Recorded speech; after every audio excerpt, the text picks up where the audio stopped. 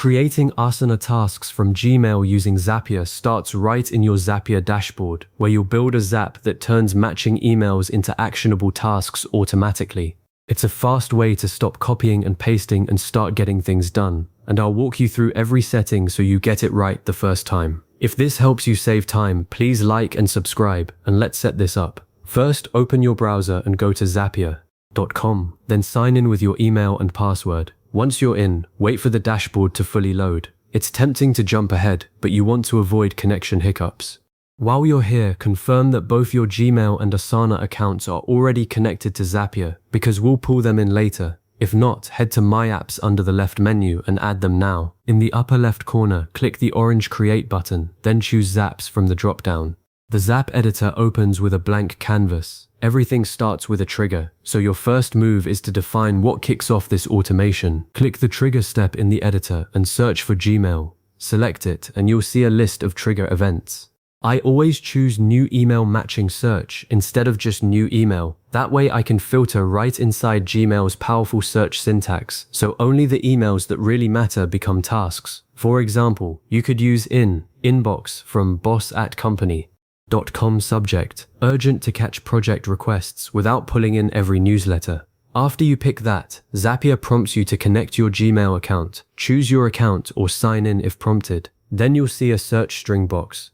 This is where the magic happens. Enter your Gmail search query just like you would in the Gmail search bar. A common mistake is leaving this blank and then wondering why every email turns into a task. Take a second to test the search in Gmail itself first. Once you've got it, click Continue. Zapier will test the trigger by grabbing a sample email that matches. It picks the most recent one, so if nothing relevant appears, you might need to tweak your search. Click Test Trigger, and you'll see a preview of the email data Zapier will use later.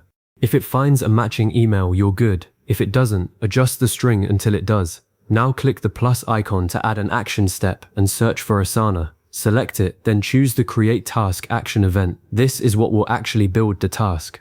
You'll need to connect your Asana account. Zapier walks you through a quick authorization. After that, the configuration screen opens, and this is where I see people mess up the most. You have to pick a workspace and a project.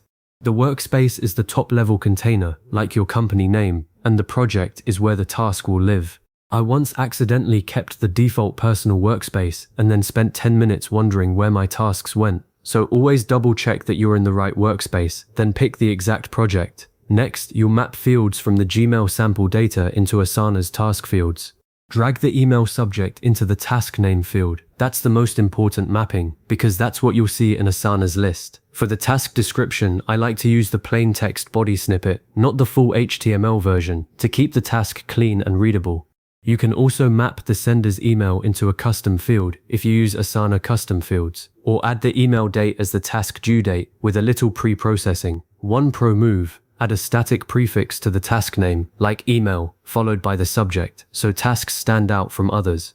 After mapping, click Continue. Zapier shows a summary of your action so you can review. Hit the Test Step button.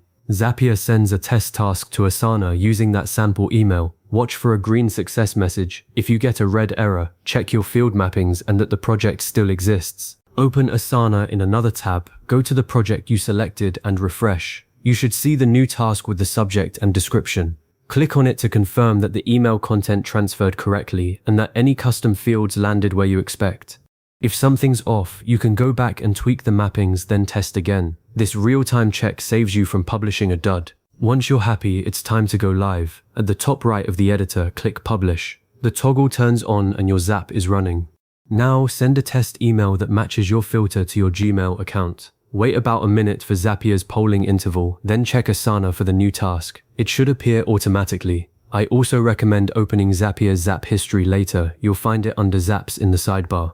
That's where you can see every trigger and action, and if anything fails, you'll spot it immediately. If your accounts ever get disconnected due to password changes, you'll see a warning here, and you can reconnect them without recreating the whole Zap. And that's it. You've now set up a live automation that turns Gmail emails into Asana tasks, keeping your action items where you actually manage work. If you want to go further, you can chain multiple actions or add a filter step to skip emails that already have a label. Save this video or revisit it whenever you need to set up a new trigger. Thanks for tuning in. and I'll see you in the next one.